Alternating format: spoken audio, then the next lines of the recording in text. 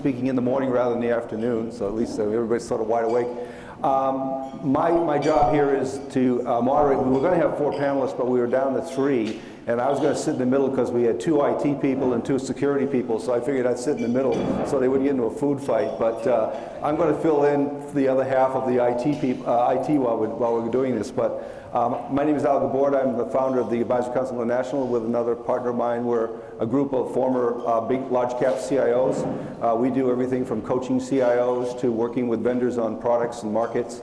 We also coach board members and we work with companies on strategy. And we donate the profits from our endeavors back to a charity called Year Up that helps young kids that are getting into technology that don't have the means to do it. So it's a win-win for all of us. So I thank you for having me here this morning. I'd like to pass it over to Barry.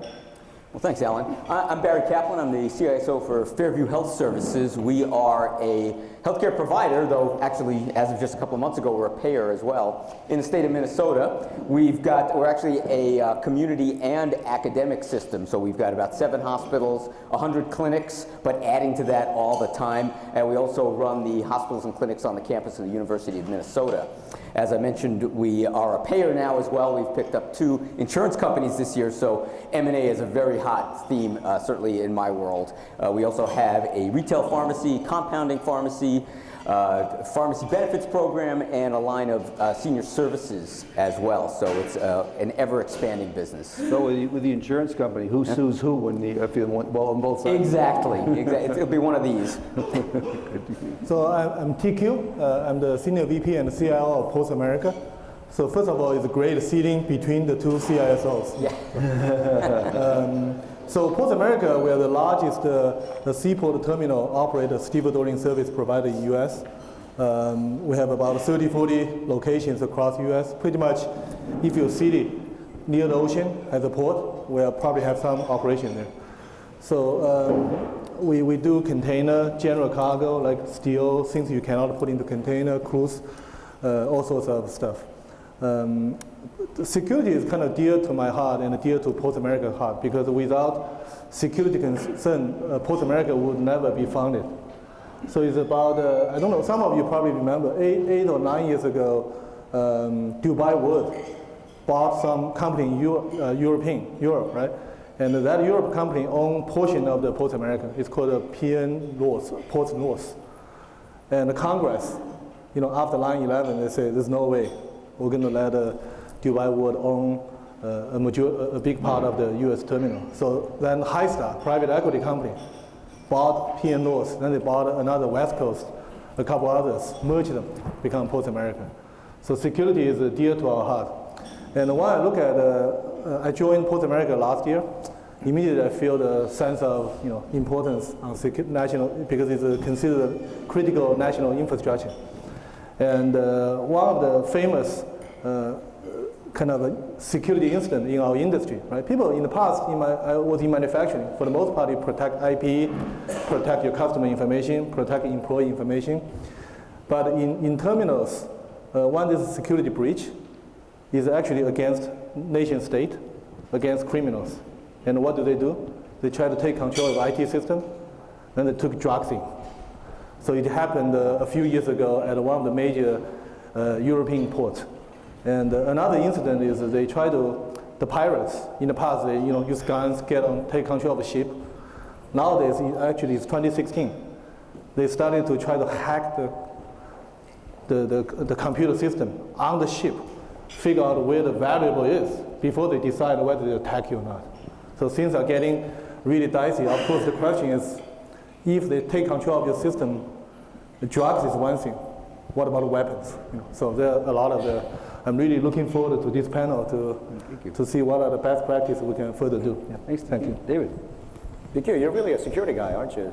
Sounds like it. So, I'm David Hahn. I'm the CISO for Hearst Corporation. So Hearst is predominantly a media company. You probably know us more for our brand. So we've got 20-something newspapers, San Francisco Chronicle, Houston Chronicle, San Antonio. We've got magazines, mainly women's magazines, by Cosmopolitan, Elle, but we also have Car and Driver, Esquire, all that stuff. 33 television stations throughout the country. We also own parts of ESPN. We also own parts of A&E channel. So that's kind of more the traditional part of, certainly the legacy side of the business. We also own 80% of Fitch Ratings on the financial side. We own healthcare companies, actually, mainly focused on data. So anybody who has data related, so we don't make drugs, we don't run hospitals or anything like that, but we have a lot of data. So HIPAA certainly is a big part of what we do.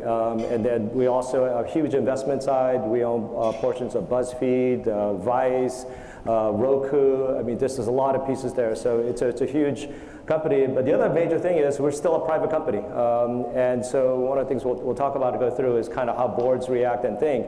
Well, a private company's board is very different from a public company. So in terms of there's still very much of a focus on the family and what we do. We don't own the Hearst Castle anymore, for those of you who've been to California. That has actually been given to the state of California to run, but we own all the land around there. And through that, we also have a wine business. I'm still trying to figure out security problems with the wine business so I can go and take a visit there. And then we also have a cattle business there for a lot of the beef that they produce. So interesting things, and this is what happens when you have a private company. They do things that normally most people won't do, including things that don't make any money, but they'll still do it. But it's an interesting time, and prior to that, I spent time in the Valley, Silicon Valley, worked for Intuit, worked for Wells Fargo as well. So certainly you've seen a big breadth of security issues as you go industry over industry. So Alan, turn it back to you. Yeah, that's interesting. My last company I was a CIO at, we made paper towels and Dixie cups and things like that. And we owned a vineyard in France, and I was wondering how they ever bought that. So it's interesting how these things happen. That's right. There you go. I'd like to start off today by talking about we also have a cybersecurity company. We work a lot with the SEC and Wall Street and the New York Stock Exchange. And there's a very big push from the SEC and the FTC around accountability, and especially accountability at the board level of most corporations. They're not mandating that the board get engaged, but they're strongly suggesting, and I think you all know what that means when the SEC says something like that. And one of the interesting things that a lot of companies are finally coming to be aware of is this notion around duty of care. And I think this is the ticket to the game that the CISOs and the CIOs need to finally get cybersecurity raised to the top level. And duty of care, is anyone here familiar with it, or no? But basically what duty of care is, and I'm not a lawyer, so I hope I'm not, but it basically says as a board member of a corporation, you have a fiduciary responsibility to ensure the assets of that corporation are adequately protected. And if you don't do that, you can be sued. And in a lot of cases, it can pierce the corporate shield and fall on you personally. So that, I think, was finally the thing we were looking for in IT and cybersecurity, to be able to start the company to recognize that cybersecurity is more than a technology issue. Technology is only a part of that. So it allows us to sort of invert the pyramid. So what I'd like to start off with each one of you is ask you around how have you addressed these duty of care obligations in your company, or have you not addressed them? I'll start with you, Barry. Sure. So I think we've got a good mix up here, because we've got a publicly traded company, a privately held company, and my organization is a not-for-profit organization. So healthcare delivery in the state of Minnesota and in a number of other states is not-for-profit. But we still have a board. We just don't have the SEC, but we have other kinds of external audit obligations. My organization is not unique in the healthcare space in that it has traditionally been very audit-driven. What do we need to do to check the box and move on? So we see that especially with our external auditor, who has a lot of power with the board, particularly with our audit committee. So we get into a very interesting situation where I don't want to just check the box. I want to make sure that we're actually moving forward with a good security strategy. I don't present to the whole board. I present to the audit committee of the board and the IT committee of the board. And they're both exactly kind of polar opposites in terms of what they like to hear, what they want to do. I often equate going to the audit committee as going to the principal's office when you were a kid. You sort of wait outside, they call you in, you say a few things, they dismiss you, and then the interesting conversation happens, but you're not there to participate. It's just such an odd deal. Lately, though, I've been allowed to stay in the room a little bit longer, so maybe I'm doing something right. It's hard to tell. An interesting thing about our audit committee of the board is that I have been explicitly told in the past, I've been with this organization about 2.5 years, I was explicitly told that the audit committee does not want to be educated. So don't come in there and start explaining things to them. You have to assume that they know, and if they don't know, they'll ask. However, just this past quarter, something really unique happened. Ransomware. Right? It's in healthcare, it's all we're talking about is ransomware. And the audit committee of the board asked me to come in and educate them on ransomware. Of course, this request came 2 days before the board meeting, so I had to throw some stuff together pretty quickly, but it was just an interesting shift that they were actually interested in understanding what's going on. And we've been hit by ransomware. In fact, the story I like to tell is that Hollywood Presbyterian, everyone knows about that one. That was the first big healthcare provider to get hit with ransomware and actually pay the ransom. Well, we got hit with the exact same ransomware 3 weeks before they did, but we were able to sort of clean it up without any impact to the business. So, I don't know, maybe we were lucky. Maybe we were good, we're getting there.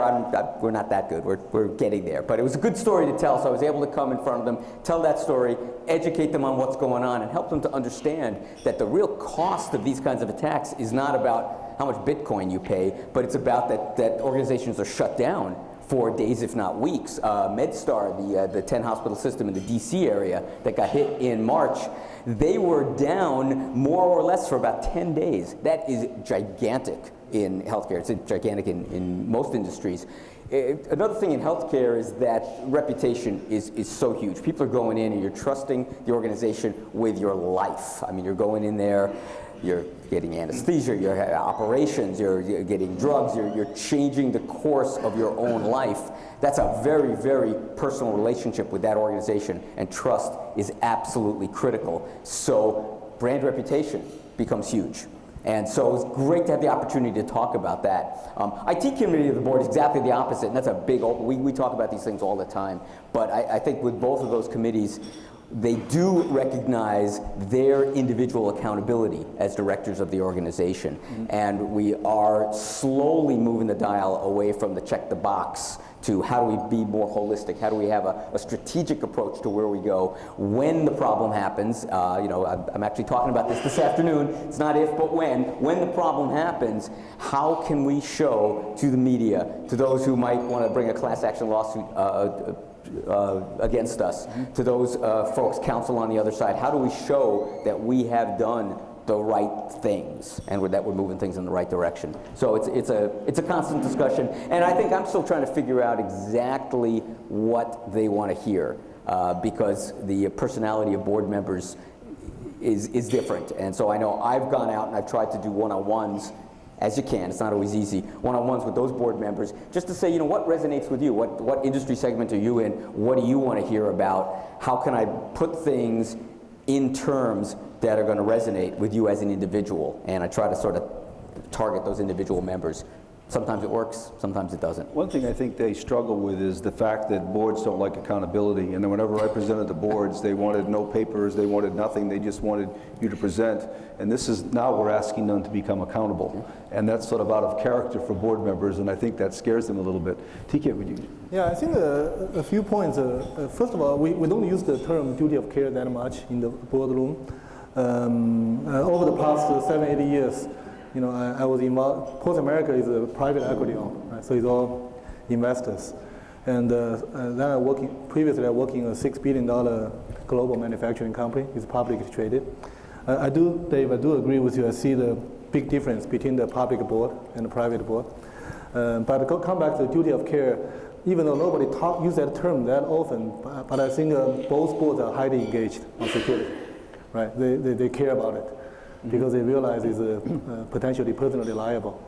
In my manufacturing, but I think each board's conversation is slightly different. So for example, in the manufacturing company, public manufacturing company, the main board question is really about what threat can come from, right? We talk about protect customer information, all this information. They say who is likely to attack us? That's almost every single time, when we do a 1-hour presentation to the board, you have 5 pages. The last page is security. That last page took about 30 minutes for the most part. And the question is really centered around, do we really understand the threats? And then how do we prevent and detect and react to that? On the post-America side, all the private investors, they talk less on the security in general, but they care deeply because everybody knows where the threat is. It's going to be criminals in the nation state. We know how they're going to attack us. So the question is really about what do we do to have a solid defense. And so then the other one is my experience dealing with the board is they actually sometimes don't want to know too much detail on what you do, right? They just want to know, are you competent enough? Am I in good hands?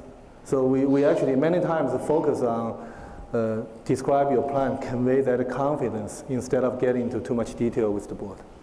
Because it's really not their job, right? It's management's job to get that. And their job is to make a judgment on you. Can they trust you to do that job? But that's the dangerous gap, though. That's because the fact that they're not allowing that, I think that's the opportunity for you to say this is not just about me and can I do my job, it's about you and your responsibility to shareholders. Yeah. And so that's a dangerous gap right there, yeah. Absolutely. David, I'd like to talk about two things. Talk about the board, but also too, as we were talking earlier, what's the new types of information that they're really looking for? Sure, yeah. So, in a private company, for us, we don't, first of all, have any outside directors in there. So it's all kind of internal. So you don't get a lot of divergent kind of points of view. So how the board's comprised of is the family is still very well represented on the board, but they are the minority. The majority of the board is what we call the professional managers, people, the CEO, the CFOs, the people who run the company, who've been running the company, pretty much for the last 100 years, all kind of represented with that. So clearly, it's focused on, not nepotism or anything like that, just more on, profitability, how do you make the company run. But what I've been able to introduce is the notion of looking at it from a risk point of view. They clearly aren't going to understand technology, a lot of technical terms with that. And so for me, I report both to the CTO of the company, who broadly covers all technology. He's also the CIO as well, and then also to the general counsel. So you talk about kind of mom and dad and two completely different divergent points of view sometimes. That's what I face. And a lot of times what I'm doing is the translator. I'm basically the language translator. Okay, what the general counsel is really trying to say is this, and what the CTO is really trying to say is this, and try to get to some kind of a means there. And then to your question about type of things. So you can't show your board the number of malware that you discovered in your company. That's just not going to resonate, and it's not something that they're going to be impressed with. What you got to move toward is something like, what's the mean time to resolution? So if you have malware, you are able to detect it and respond to it in 2 hours. Let's say last year it was 4 hours. So that's the improvement you want to be able to show. So they want to be able to see results, not be scared. You don't want to show them and explain to them, or even if you have to, what an APT is. They just don't want to know those things because I don't think it resonates. Even if they do understand it, then it's like, what do you want me to do with it, right? So clearly boards want you to be able to provide them in terms of actions, in terms of plans, what are you doing with it? So from that standpoint, I think, whether you're public or private board, it doesn't matter with that. The other thing we've been able to do is because of the companies that we're investing more and more into, such as Fitch, which is clearly with the SEC, with the FFIC on the financial side. We saw what happened with the meltdown there, so the amount of oversight that's happening there on our healthcare businesses with HIPAA and the amount of breaches that we're seeing with healthcare companies. And then even good old-fashioned PCI. Those of you who deal with that, it's getting harder and harder and harder going through that. So what we formed together as a collectively is what we call the Enterprise Risk Committee that essentially reports into the audit committee, specifically more as a working group to be able to deal with the hard issues. At the same time, you want to be able to have accountability and get some decision making. And so that committee is comprised of kind of 3 key senior managers, which is the CTO, my boss, the general counsel, my other boss, and then the CFO. So the thinking there is that this is not just a technology issue. This is not just a legal issue. This is clearly also related to, it's a money issue in terms of how much money you're spending in there. So that having the CFO on board is equally important. And so, for example, lately we've been doing a lot of things with PCI, making sure, because we're such a disparate company, we found out that there were so many discrepancies of how we're handling PCI. And just using that small use case, so then it wasn't just a matter of consolidating in terms of what my role was to make sure that PCI is run correctly, but they now took this as an opportunity to say, you know what, we don't have a payment strategy. Like, these overall started to think and see that. So that's why it's about really transposing your risk issues into business issues or business opportunities. And I think that's what we've been able to do related to that. I think the experience that I've had in this area too is one is that what the SEC and the FTC and the other regulatory committees would like to see is a separate risk committee, separate from audit, separate from all of the other committees, that they want companies to deal with this purely from a risk perspective, because audit really looks at regulations and how are we enforcing it, are we conforming to regulations, where risk is really about asset protection. And what they're asking companies to do is really move over and set a separate category for just risk. And that would be headed by a board member, of which the CISO and the CTO and maybe others would be members of, but it's separate from audit. Just something for you to think about as you're sort of talking to your board about duty of care and these other things. The other thing that the SEC and investors at large are interested in is the ability of a company to respond. They all have found out that we're going to get targeted, we're going to get invaded. So the question is now is, do we have a robust process in place and program in place to respond? And not only do we have the program in place, but have we shown how we can actually exercise it? Have we proved them that we can exercise it? These are all things that I think if you can raise these and get the board level, it's all part of this whole duty of care.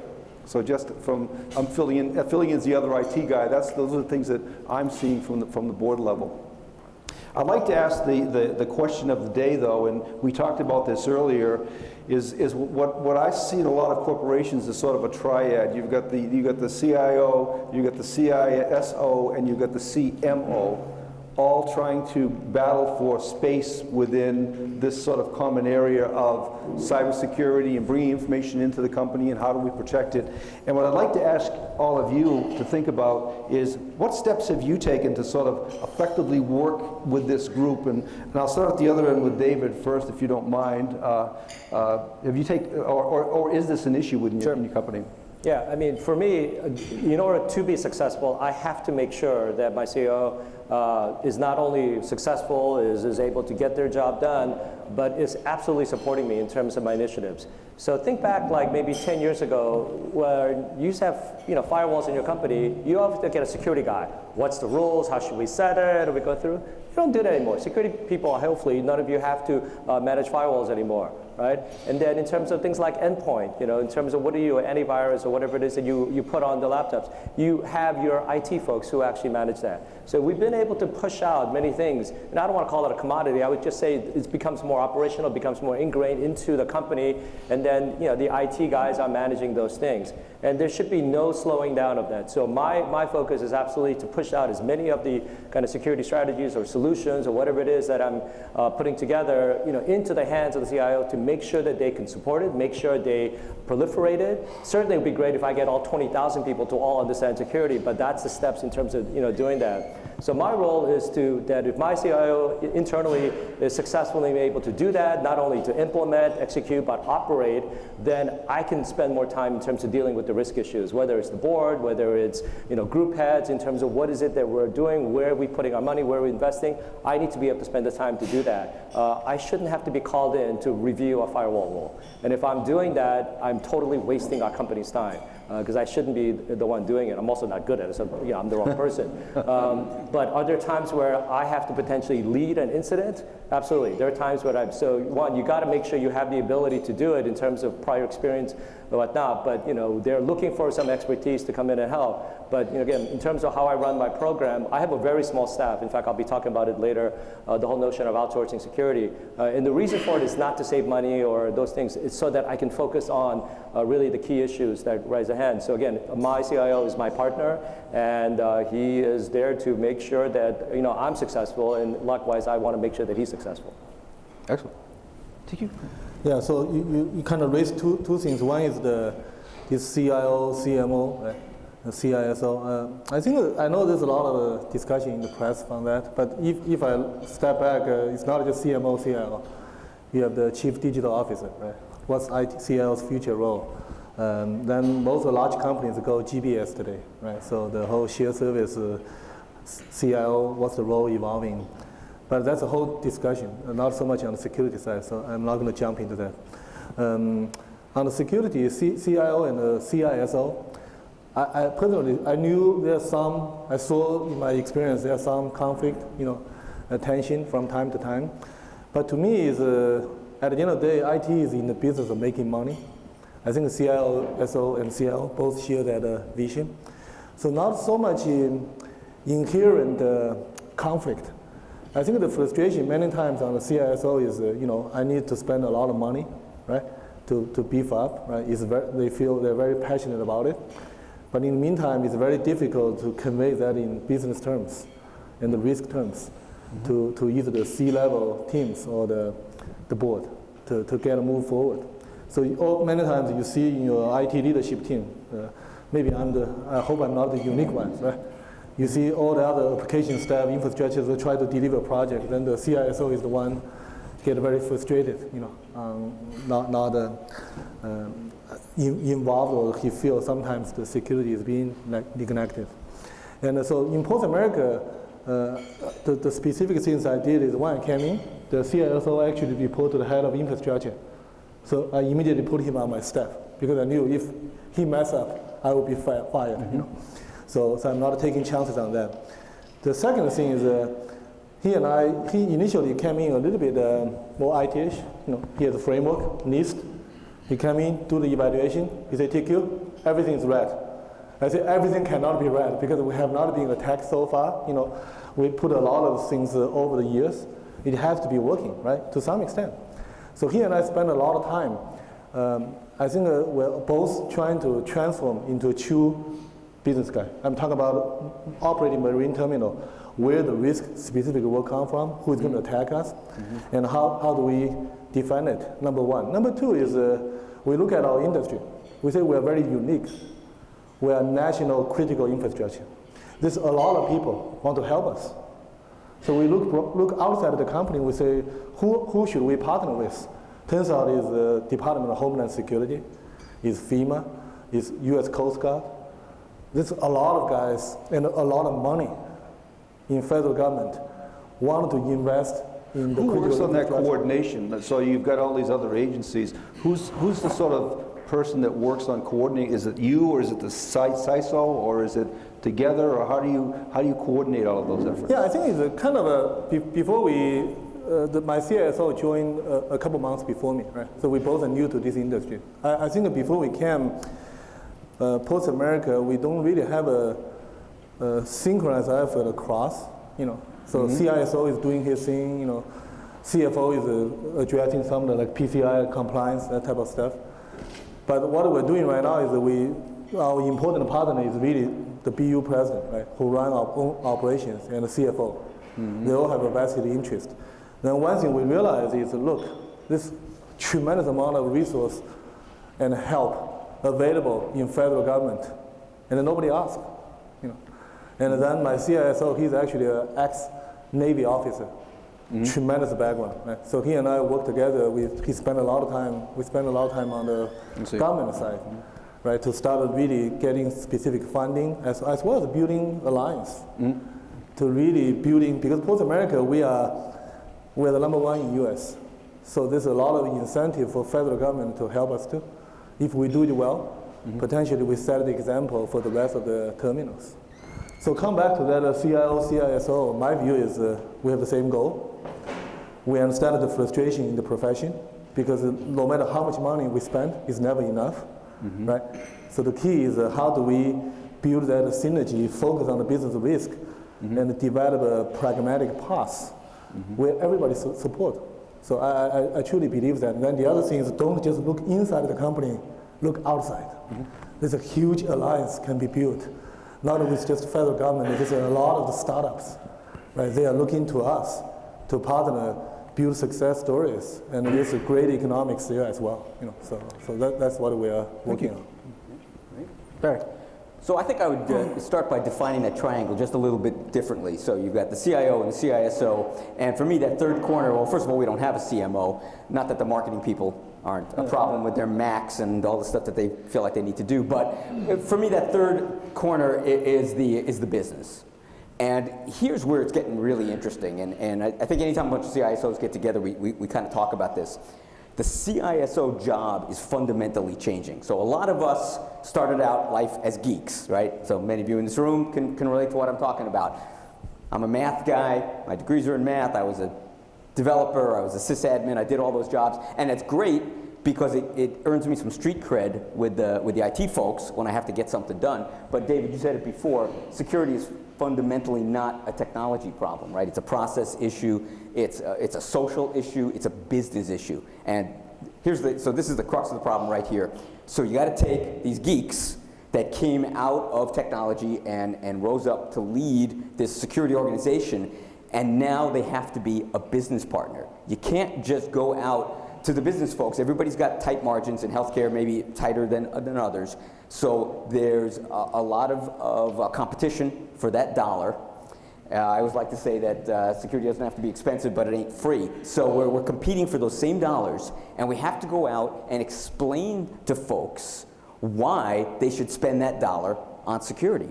What's the payoff? You can't say, well, you know, we got to meet this regulatory thing, and it's better because we got to have, you know, whatever it might be, and it's ransomware and HIPAA, and that just doesn't fly anymore. We really have to make a business case. So one of the things, actually, I've just been involved in over the last week, I feel like I'm working on budgets constantly, but we're really, as we bring things forward, really trying to create a real business case, a value proposition around what it is that we're trying to do. So lately for me it's been identity management. And what does identity management do for us? What is the business case? How can we sell it? And it's not just, well, it'll help us meet our regulatory obligations, or it'll make it a little bit easier when the auditors come in. Yeah, it's all well and good, but you know, you can throw bodies at that too and get the stuff done. But where's the real payoff? Well, how about we can onboard folks quicker? Ah, okay, now we got somebody's attention. Or in the healthcare world, we have this thing called credentialing. So, you know how you hire somebody and you have to check out their background to see if they really have the degrees that they say they have. Well, that's important in most segments, but it's really important in healthcare because you kind of want to know that the doctor really, you know, went to school for doctoring before they start cutting into people. So they have this really lengthy process called credentialing, and the doctor, it's a pipeline and it goes on and on and on and on. And it's a hurry up and wait situation where the doctor's sitting there in this pipeline and all of a sudden, boom, they're credentialed and they're seeing patients the next morning at 7 in the morning and they don't have access to the systems that they need, or something's wrong, and then you've got this emergency. Invariably, every morning at 7 in the morning we got some kind of an emergency because some doctor somewhere doesn't have the access that they need. Well, wouldn't it be nice if we could do that a little bit faster? So now we're trying to sell the business aspects of this. Another one, we rolled out tap and go login for our clinicians, because for most of us that sit at a desk, well, of course you're in meetings all day, but you log in a few times a day. It's a pain, you hate it, everybody hates passwords, the whole deal, right? But doctors, clinicians are logging in 50, 60, 70 times a day, right? You're in the waiting room, the nurse comes in, logs in, the doctor comes in, logs out. It's a constant process. They're logging in so many times per day. By rolling out a tap and go login, we estimate that we are saving approximately 15 minutes per clinician per day. Now that starts translating into real dollars. I mean, that might be, that clinician can now see an additional patient. Maybe we can cut down on nurse overtime because they don't have to stay after to clean up the records because they've compressed enough time throughout there to do that. So shifting that focus from, you know, what's the cool technology part, next gen, fill in the blank, to this is how it's really going to benefit the business and business area. This is why I think you should not spend the extra dollars on that really cool MRI and instead invest in security. So it's this constant pull back and forth. But that's really hard for us. And it's certainly been hard for me to kind of learn to think in those terms. And part of it, I think, I kind of mentioned it before in meeting one-on-one with board members. One of the things I always talk to other CISOs about, but also my team as well, is that we got to get out of the office, right? And we got to create these relationships out to the business. So, so first of all, that security is not this big scary place, right? Because we got to have those relationships because, right, 90% of our incident information comes from end users, unfortunately.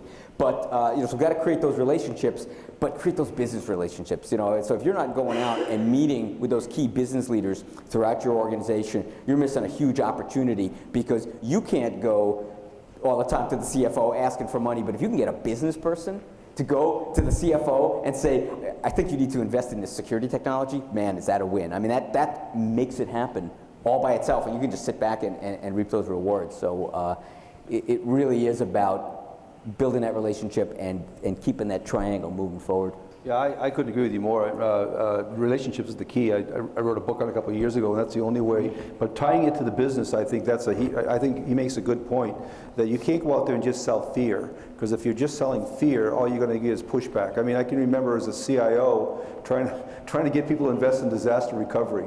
And you're never going to get anyone to invest in disaster recovery until you have a disaster. And then they ask you, well, why didn't you push harder for disaster recovery? So you can't just sell by fear. I think you have to sell by business benefit. And another area rather than fear, I think risk is a better parameter than fear, is to have us look at our companies and have the board look at our companies and say, let's talk about the risk profile of our company. And as we're looking to invest and we're looking to make business decisions, let's base them on real data around how we value the risk in our company, how mature we are in those areas of our company with that risk. And then it takes the burden off of the technology people and the security people, and it puts it back on more of a management decision. So now you're saying, we've got these risks, we understand, we've categorized them, we know how mature we are in those areas, we have this much money to spend. It now gives you the opportunity to allocate those resources with a much more intelligence than just emotion. And I think that's what you're basically saying, which is absolutely right. Can we open up to any questions? Anybody have any questions at this point they want to ask about this? Or is there anything that we mentioned that you're violently against or for? Or yes, sir, in the back. So you just mentioned a great point about risk. One of the challenges that boards seem to profess about with CISOs, and I've heard this from my peers so often, is they want a method by which you can show risk back to the board. So as a result of investing dollars in controls, how do you show the efficacy or the bang for your buck on how far those dollars are going to mitigate risk, right? So some organizations do it from a benchmarking perspective, other global, national, multinational manufacturing companies are doing this, right? But on the flip side of that, boards are now here asking about, show us the real risk being mitigated. So I'm curious to know, is that something you've crossed, and if so, how do you show that? Go ahead. I actually think that's a trap as well, right? So if you begin to do ROIs on every one of your investments, and guess what, something happens, and then it's beyond the ROI, it's like, hey, you basically guaranteed me that if I spent $1 million, we wouldn't have this problem. We all understand security doesn't work that way. So I think it's definitely a trap to not fall into. At the same time, back to my example on the malware, piece there. So if you're saying, I'm going to buy, all these great, anti-malware products, FireEye, Wildfire, all the things there. If you say you're going to buy that, this is the investment, then the metrics I think you want to show is, again, it's not that you found more. Hey, great. No, that's not a good thing, okay? Your metric has to be in terms of how you're able to respond to that, how you're able to mitigate it. So I think those are the terms that you use. So I would say don't fall down that trap. As much as they want to see it, they're like, well, all the other CIOs, they spend $10, they make $100. Hey, why don't you have something close to that? And I think what you have to do is back to making sure you understand your program, making sure you understand what you're trying to do, and then present your metrics, okay? That is something useful. Again, not just like we have so much malware, but more of what are you doing to manage those pieces there? Then I think those pieces will come together. But overall, I've been asked that same part, and it's just a terrible thing that you go down, and now you have to defend those numbers for the next number of years, and it's an impossible thing to do. So David, I don't know, sometimes we just don't have a choice. We probably have to show the benchmark. So actually I was in Bill Van Kuren from NCR, right? He's not here. He mentioned a statistic. So there are certain benchmarks available, right, in terms of generally what's the percentage of security spend in IT as a percentage of IT spend. Bill mentioned yesterday it's about 5-6% in that ballpark. So I think there's some sort of a benchmark you probably have to present. But I kind of agree with Dave. There's there's nothing good can come out of it in some way, right? Basically, if you meet the benchmark, the question is benchmark even real, right? That type of discussion. My thinking is the more specific threat you are going against. That's going back to my earlier comment is I feel if we can articulate the threat to the board in a more crisp way, many times the solution you come up to defend that particular threat is a very easy sell. I gave you an example. In my previous companies, manufacturing company, who are my customers? It's the Cisco, it's the Juniper, it's all these top blue chip IT companies. So the conversation to the board is, look, it's not too much to protect our own stuff. It's really protect my customers' IPs. And those IPs help those companies become $100 billion companies, right? So that's the conversation. Then in the post-America, for me, is I don't need to educate too much to those investors on the risk because they knew some nation state, some criminal will come in. The question is, what are the specific threats do you think is going to come in, and how do you prevent that? So sometimes it's about, for example, that a European port is actually not from outside, it's insider. They make code inside the TAL system to gradually control, right? And they got bought out by the criminal guys, right? So the question is, how do you catch that? And how do you catch in the network if something come in, right? Suspicious IP, and how do you respond to that? So I think instead of saying generic vulnerability, which is a very hard conversation, it's difficult to justify. When we go by threat base, I find it's very easy to resonate with the business teams. Yeah, Tiki, let me jump back in because I've got a good example of one I think that did work, and I'm going to focus on availability. So if you look at security, confidentiality, integrity, availability, businesses are now much more focused on that, especially in the digital world. So for example, our television businesses, we've got 33 TV stations. The worst thing that happened to them is to go black, which means they can't broadcast, right? That is the worst thing. And this has already happened in terms of cyber attacks. TV Mon in France went black when they were taken over. And so now they started thinking, so they can very easily quantify the cost of going black, right? In terms of the time of the day. If it's at 6 o'clock during their news hour, that's their entire livelihood in terms of what they're collecting on that. So that's something that I found as a common language back to the CIOs and talking to them. Before that, they're like, well, we don't have any data. You know, what if they steal our news broadcast? You know what? It's already public domain.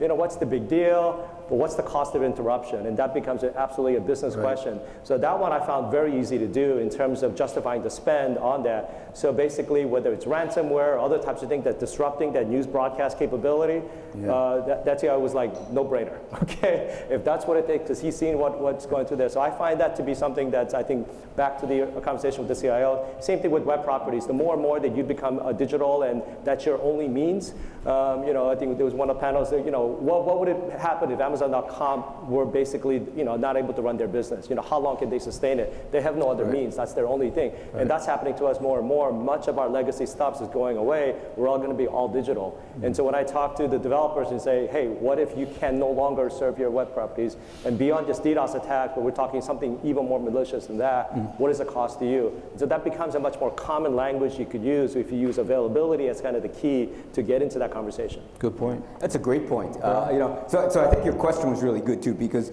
certainly the board level, they would love to see those kinds of numbers. Our current risk is an 87, and if you spend $1 million, we're going to lower the risk to an 83, and they would love it, and it's a trap. You're absolutely right. You can't successfully answer that question. I like to look at things in terms of a maturity model, and I'm a huge fan of maturity models. So, you know, I'll come in and I'll present, here's my strategy, and here's the way the strategy breaks down, here's the different things that we have to do, and right now, our maturity in these 8 areas, 12 areas, whatever, you know, however you're measuring, is down here. And here is where we're going to go, and as we move through and as we start bringing these programs forward, here's how we're going to be able to move our maturity forward, and here's how we're going to measure that, so that I can actually measure and bring that forward. Of course, as soon as I did that, then the very next question was, well, how do we compare to our peers? So then we had to reach out to peers and start doing some kind of peer comparisons as well, because they really want to do that. Metrics are really an interesting mess. Here's what I've always wanted to do, and I don't think I've ever successfully done this, so if anyone's done this, let's talk during the break. I want to design my metrics so that people will be led to ask the questions that I want to answer.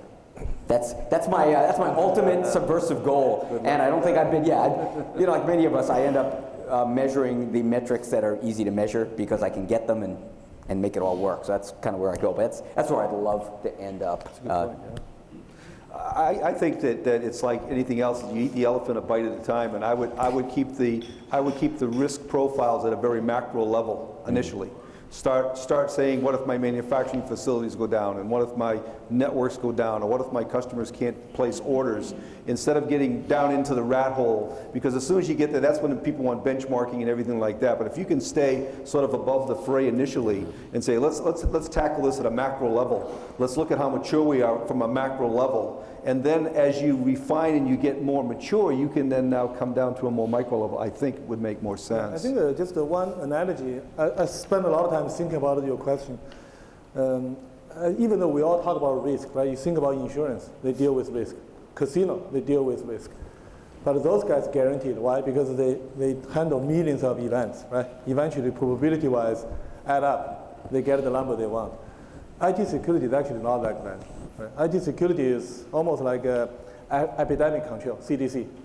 They can build a great model, but they don't really know until the epidemic hit. They're going to spend millions of dollars building this model, and hopefully it works when the real epidemic breaks out. I think IT security is a little bit like that. Mm-hmm. You can do all sorts of stuff. At the end of the day, when you strike, Yeah, it will tell the story, and also how good you react to that. Right? Yeah. So it's this almost like inherent institutional tension or inability to justify that. Yeah, that's a great analogy, and it certainly plays well in healthcare. And a good example is the flu vaccine, right? So for many years, flu vaccine was based on last year's flu and was very effective against last year's flu. Unfortunately, it's this year, and the strains are a little bit different, and so everybody would get a vaccination, and they'd get sick anyway. So it's great to be able to use that kind of analogy. We know what we know, and we don't know what we don't know, and that environment's constantly changing. So yeah, great analogy. So let me, we've got a few minutes left. I'll ask what I think is the pressing question, too, of the day in this area. I used to hate that when I was a CEO of Computer World. I'd get interviewed, and they'd say, I want to save, now that I've got you comfortable, I want to save the